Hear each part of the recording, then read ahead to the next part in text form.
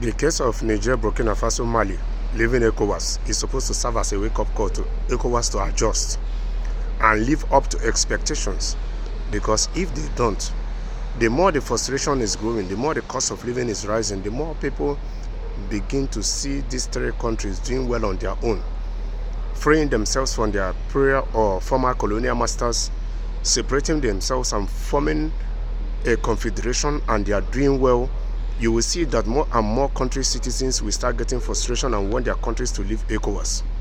But it's now left for Ecowas to either live up to the expectations or deal with what might come out of not living up to the expectations in the nearby future. Because Africans are getting wiser by the day.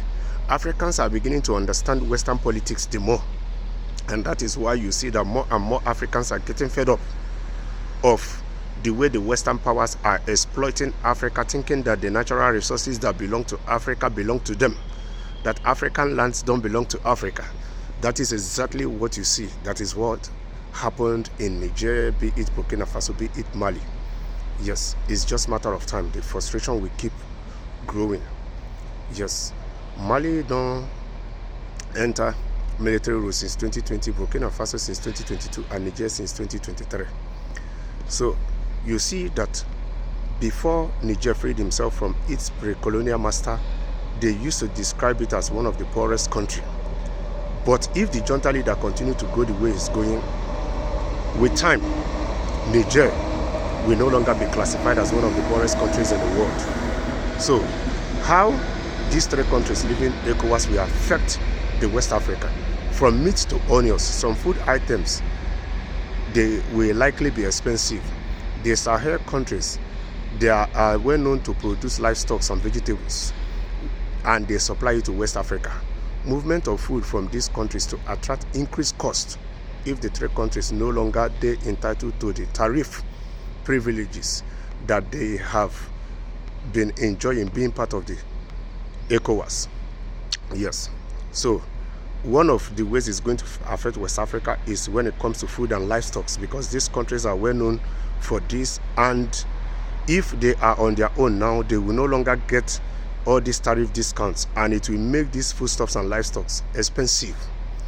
Transporting them to them also will be more expensive due to the bottlenecks. So Nigerians, Ghanaians, Senegalese, and essentially West Africa will pay more for these food items that are coming from these three countries, because it will now become more expensive. Yes.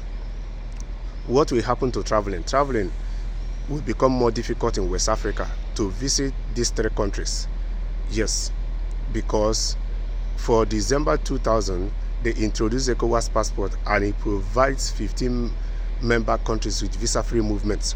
So it means that if these three countries, as they have left the ECOWAS now, if you want to travel to these three countries, you need to get a visa. Your ECOWAS passport no longer permits you to enter these countries.